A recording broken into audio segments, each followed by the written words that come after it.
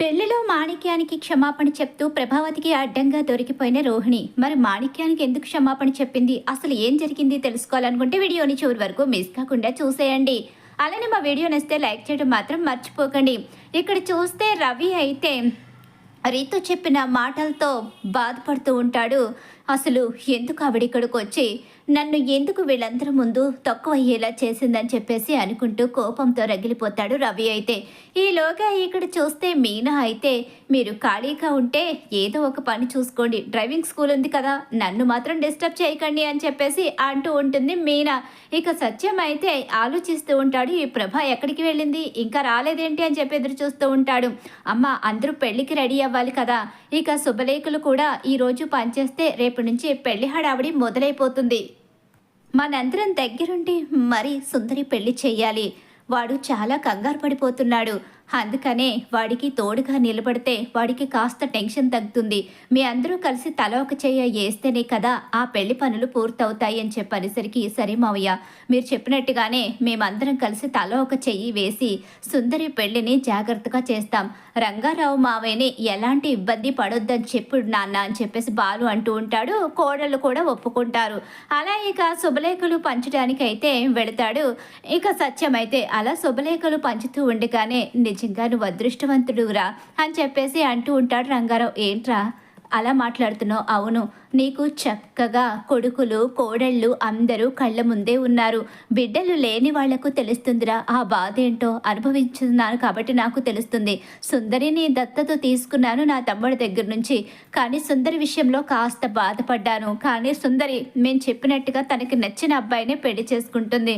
ప్రస్తుతం సుందరి విషయంలో ఎలాంటి దిగులు లేదు, కానీ మగబిడ్డ ఉంటే నాతో పాటు ఉండేవాడు కదా, నాకు ఒక వయసులో తోడుగా ఉండేవాడు. బాలుని చూస్తుంటే నాకు అనిపిస్తుంది అలాంటి కొడుకు నాకు లేడే అని చెప్పేసి.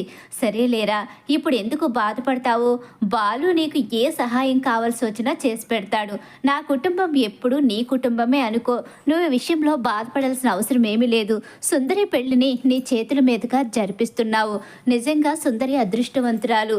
నీకు పిల్లలు లేరు, ఎవ్వరూ కూడా వాళ్ళకి పిల్లలున్నా లేకపోయినా వాళ్ళు సంపాదించుకున్న డబ్బుని తమ్ముడు పిల్లలు లేకపోతే ఇంకొకరికో ఇవ్వాలని ఈ రోజుల్లో ఆలోచించే వాళ్ళు ఎవ్వరు లేరు. కానీ నువ్వు బాగానే ఆలోచించావు. నువ్వు నిజంగా చాలా గ్రేట్ తెలుసా. ఇక నువ్వు ఈ విషయంలో ఎలాంటి బాధ పడకు. శుభలేఖలు ఇచ్చి వెళ్ళిపోదాం పదా అని చెప్పేసి శుభలేఖలు అయితే తీసుకుని వెళ్ళి ఇక అందరికీ శుభలేఖలు పంచిపెడతారు. అందరూ రావాలని చెప్పేసి శుభలేఖలు పంచిపెట్టేసి ఇక తిరిగి ఇంటికి అయితే వచ్చేస్తారు. అలా ఇంటికి వచ్చి అలసిపోయి కూర్చుంటాడు సత్యం అయితే. ఈలోగా వస్తుంది ప్రభావతి. ఏంటండి ఇప్పుడే వచ్చారా ఏంటి? అవును, నువ్వు వచ్చేంతసేపు అయింది అని చెప్పి అంటూ ఉండగానే నేను వచ్చి కాసేపు అయ్యిందండి.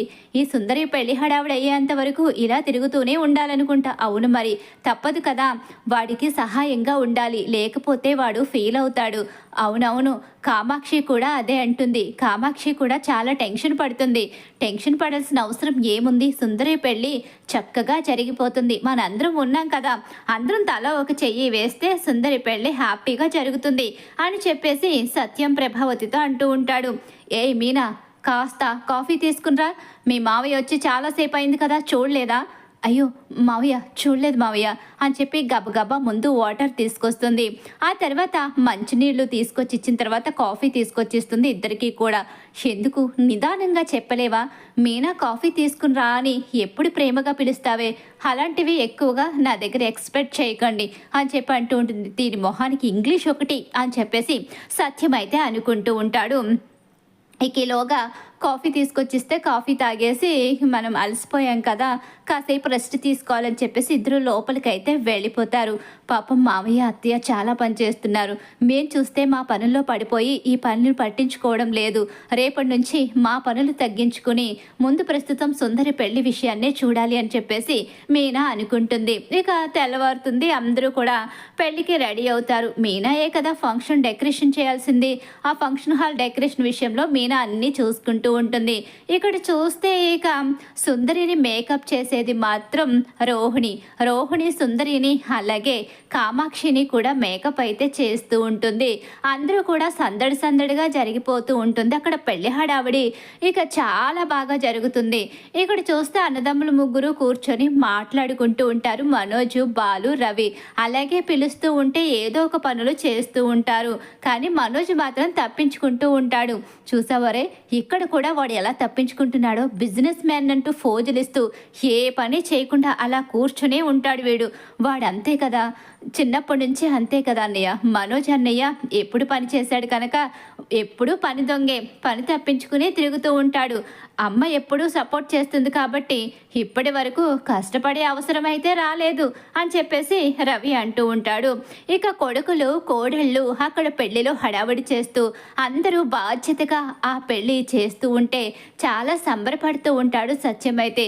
ఏంట్రా నీ కొడుకులు కోడళ్ళు అలా కలిసి చేస్తుంటే ఆనందంగా ఉందా? అవునరా, ఈ నవ్వులు చూస్తుంటేనే కడుపు నిండిపోతుంది. రోజు ఇంట్లో ఏదో ఒక సమస్య వస్తూనే ఉంటుంది. అలా అని నా కొడుకులు ముగ్గురు విడిపోయే ఆలోచన ఎప్పుడూ చేయలేదు. అందరూ కలిసే ఉండాలనుకున్నారు.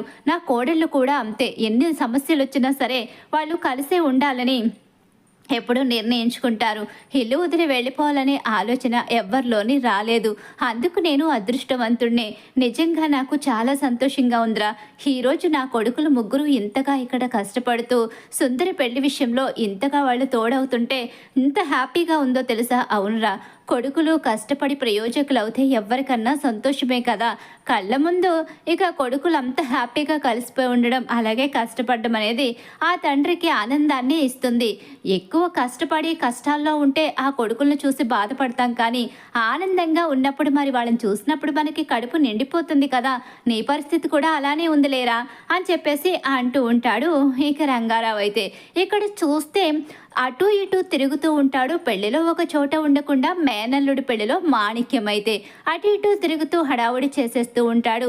మేనల్లుడి పెళ్లిలో వంటలు చేసే దగ్గర నుంచి ఇక డ్రింక్స్ సర్వ్ చేసే వరకు అన్నీ కూడా దగ్గరుండి చూసుకోవడమే కాదు, వాళ్ళ చేతిలోంచి అందిపుచ్చుకొని డ్రింక్స్ సర్వ్ చేయడం దగ్గర నుంచి వంటలు చేసేంత వరకు అన్ని పనులు తనే నెత్తి మీద వేసుకుని చేస్తూ ఉంటాడు.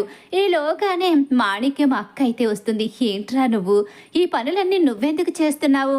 అయినా ఈ పనులన్నీ చేయడానికి పని వాళ్ళు ఉన్నారు కదా, ఈ పనులన్నీ నెత్తి మీద ఎందుకురా వేసుకుంటావు?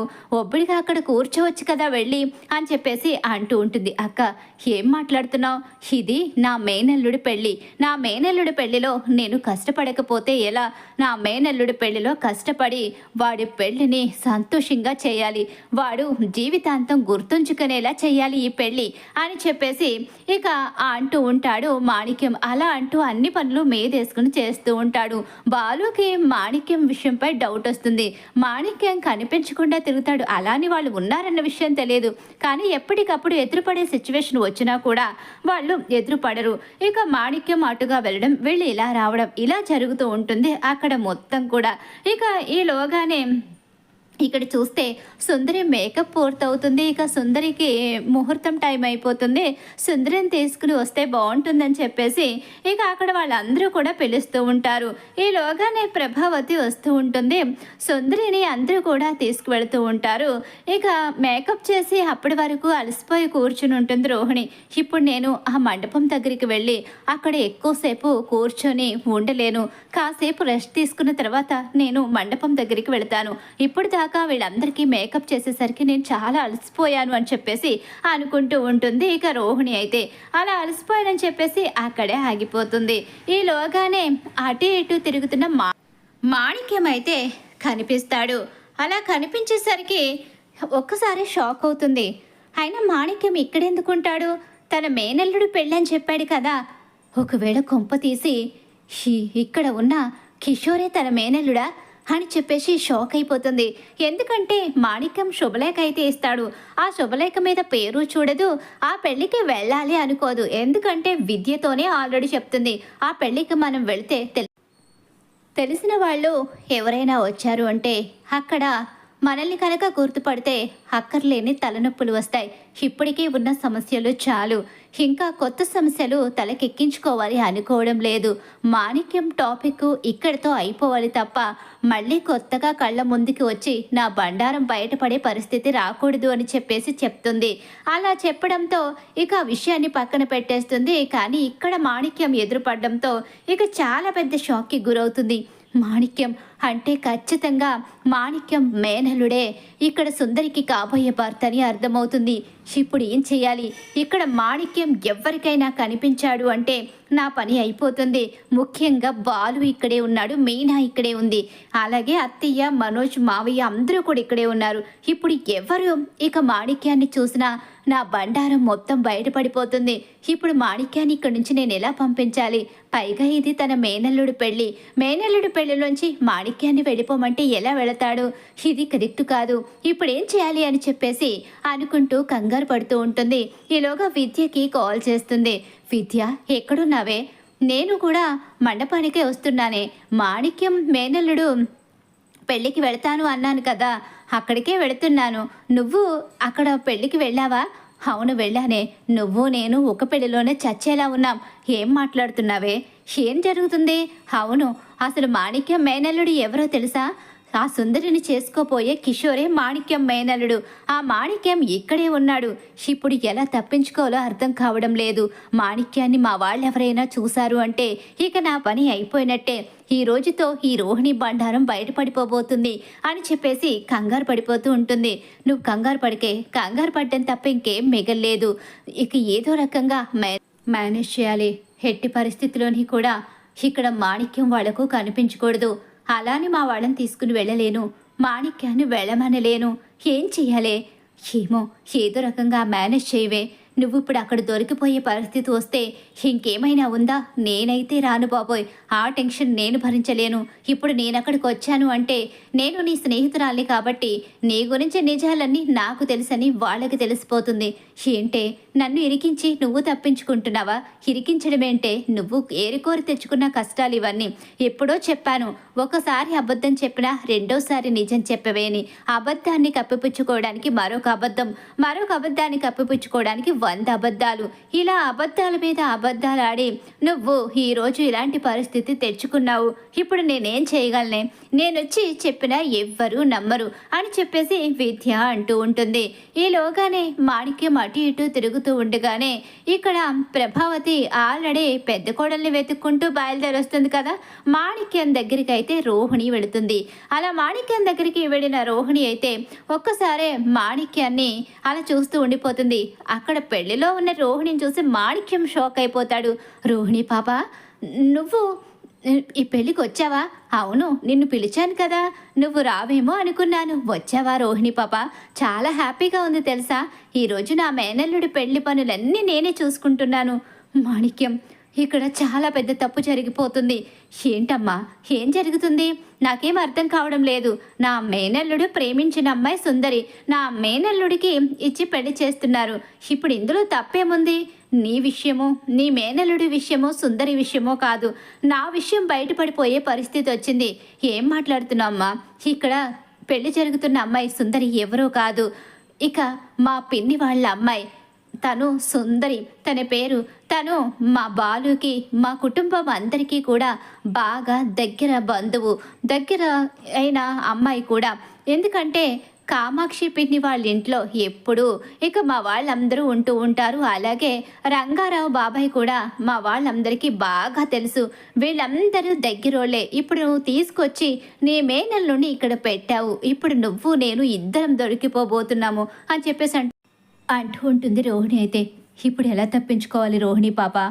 ఇక్కడ నేను లేకపోతే కుదరదు. ఇది నా సొంత మేనల్లుడి పెళ్ళి. నాకు తెలీదు నువ్వేం చేస్తావో తెలీదు. నీ మేనల్లుడి పెళ్ళి నువ్వు లేకపోయినా జరుగుతుంది.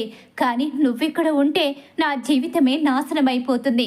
మా వాళ్ళెవరిని నేను ఇక్కడి నుంచి తీసుకువెళ్ళే పరిస్థితి కాదు అని చెప్పి అంటూ ఉండగానే, రోహిణి పాప, నువ్వు ఏం మాట్లాడుతున్నావో నీకు తెలుస్తుందా? నాకు నా మేనల్లుడంటే ప్రాణం.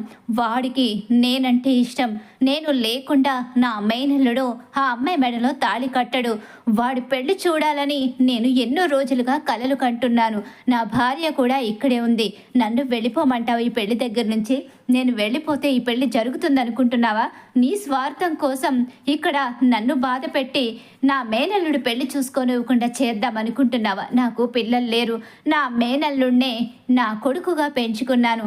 అలాంటి వాడి పెళ్లి చూడకుండా నేను వెళ్ళే ప్రసక్తే లేదు అని చెప్పేసి మాణిక్యమైతే అంటూ ఉంటాడు.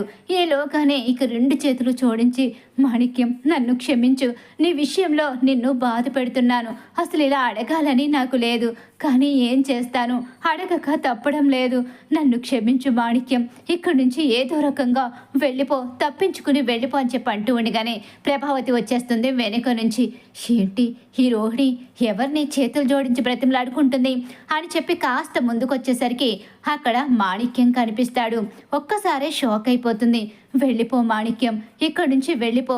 లేకపోతే నేను మలేషియా నుంచి రాలేదని, నాకు కోట్ల ఆస్తి లేదని, నిన్ను మటన్ కొట్టుకునే మాణిక్యాన్ని తీసుకొచ్చి ఇక్కడ నేను అబద్ధం ఆడించానన్న విషయం తెలిసిపోతుంది. నువ్వు మౌనంగా ఉన్నా నువ్వెవరైనా నిలదీస్తే నీ వాళ్ళు బయట పెట్టేసే ప్రమాదం ఉంది. అందుకనే వెళ్ళిపో మాణిక్యం. నా సంసారాన్ని నాశనం చెయ్యొద్దు. నేను మలేషియా నుంచి వచ్చానని, నాకు కోట్ల ఆస్తి ఉందని మా అత్తగారు నన్ను నెత్తిన పెట్టుకుని చూస్తుంది. నాకేమీ లేదని, అసలు నేను తండ్రి ఉన్నది అన్నది అబద్ధమని చెప్పి తెలిస్తే తను నన్ను బ్రతికనివ్వదు. ఇటు నుంచిటే బయటకు గెంటేస్తుంది. ఏదో రకంగా చేసి ఇక్కడి నుంచి వెళ్ళిపో మాణిక్యం. నా కాపురాన్ని నిలబెట్టు. నువ్వు చెప్పే నిజం మీద నా కాపురం ఆధారపడింది. నువ్వు కనుక నిజం చెప్పేసి నా మేనమావే కాదు, నీది మలేషియా కాదు, కేవలం కిషోర్కి మాత్రమే మేనమామనని చెప్పావంటే నా జీవితం నాశనమైపోతుంది అని చెప్పేసి ఇక చాలా ప్రాధేయపడుతుంది రోహిణి. అయితే ఈలోగానే అదంతా చూసిన ప్రభావతికి చాలా పెద్ద షాక్ అయితే ఎదురైపోతుంది. రోహిణి అంటూ గట్టిగా అరుస్తుంది. అలా అరిచేసరికి రోహిణి చూస్తూ షాక్ అయిపోయి ఉండిపోతుంది. అత్తయ్య, అది కదా అత్తయ్య, నోరుమయ్యి. అసలు నేను చూడాలంటే నా సేం కలుగుతుంది. నువ్వు నువ్వు ఇంత మోసం చేసావా నన్ను? అసలు నీకెలా మనసొప్పిందే మమ్మల్ని ఇలా మోసం చేయడానికి? నా కొడుకుని అమాయకుడిని చేసి నాకున్న డబ్బు పిచ్చిని నువ్వు అవకాశంగా తీసుకుని మలేషియా నుంచి వచ్చానని, తల్లి లేదు తండ్రి మాత్రమే ఉన్నాడని, చివరకు మేనమామ అంటూ ఈ మేకమామని దింపి నన్ను మోసం చేశావు. బాలుగాడు అంటూనే ఉన్నాడు వీడు మేనమామ కాదు మేకమామ అని. ఎన్నోసార్లు వాడు నీ మీద అలాగే ఇదిగో వీడి మీద అనుమానం పడుతూనే ఉన్నాడు. కానీ నేనే నీ మీదున్న గుడ్డి నమ్మకంతో అదంతా కొట్టిపడేసి నేను మాత్రం నీ మీద అమితమైన నమ్మకాన్ని పెంచుకుని ఎప్పటికైనా కోట్ల ఆస్తి తీసుకొచ్చి నా కొడుకు చేతిలో పెడతావు, నా కొడుకు మరింతగా బిజినెస్ని పెంచుకుని గొప్ప బిజినెస్ మ్యాన్ అవుతాడు అని చెప్పేసి నేను కలలు కంటూ ఉంటే చివరికి తండ్రిని చంపేశావు. లేని తండ్రిని చంపేసి మా మొహాన్న బూడిద కొట్టడానికి వీడి చేత బూడిద తెప్పించి ఇప్పుడు చివరికి మా మొహాన్న బూడిద బాగానే కొట్టావు కదా. చాలా బాగా డ్రామా చేసావే నువ్వు. నిన్ను నేను క్షమించే ప్రసక్తే లేదు. నువ్వు డబ్బులు తీసుకొస్తున్నాను అని చెప్తే నిజంగానే తెచ్చావనుకున్నాను. అయినా నేను పిచ్చిదాన్ని కాకపోతే నా కొడుకు చేత నీ పుట్టింటి నుంచి డబ్బు తీసుకొచ్చావని చెప్పేసి నువ్వు బిజినెస్ పెట్టించావు. అప్పుడు నిజమని నమ్మాను. ఆ తర్వాత నువ్వు చేసిన మోసం బయటపడిపోయింది. అంటే నీ పుట్టింటి వైపు నుంచి రూపాయి రాలేదని తెలిసిపోయింది. అప్పుడైనా నేను నీ పరిస్థితి ఏంటో అసలు గ్రహించాలి కదా. నువ్వు చేసిన మాయ వల్ల నీ మాయలో పడ్డ నేను అది గ్రహించలేక గుడ్డిదానిలా నిన్ను నమ్మి మోసపోయి తప్పుల మీద తప్పులు చేస్తూ నా కొడుకు భవిష్యత్తుని నా చేతులతో నేనే నాశనం చేసేశాను. అమ్మ అంటూ నా కొంగు పట్టుకుని తిరిగే నా కొడుకు కోటీశ్వరుడు అవ్వాలని కలలు కన్నానే తప్ప నువ్వు ఏంటి, ఎవరు, ఎక్కడి నుంచి వచ్చావని ఎంక్వైరీ చేయకుండా నేను తప్పు చేశానే. కానీ ఇప్పుడు ఆ తప్పు చేయను. చేసిన తప్పుని సరిదిద్దుకుంటాను. వాడి జీవితాన్ని నాశనం చేయడానికి, అమాయకుడైన వాడి భవిష్యత్తుతో ఆడుకోవడానికి నేను నీకు అవకాశం ఇవ్వను, ఎప్పటికీ ఇవ్వను. నా కొడుకు జీవితాన్ని ఎలా చక్కదిద్దుకోవాలో నాకు తెలుసు. ఇక నువ్వు వాడి జీవితంలో అవసరం లేదు. నువ్వు ఇక వాడి జీవితంలోకి ఎప్పటికీ రావద్దు. నీకు వాడికి ఎలాంటి సంబంధం లేదు. ఈ క్షణం నుంచి నువ్వు నా ఇంటి గడప కూడా తొక్కడానికి లేదు అని చెప్పేసి గట్టిగానే వార్నింగ్ ఇస్తుంది. అలాగే రోహిణికి దిమ్మ తిరిగే షాక్ అయితే ఎదురవుతుంది.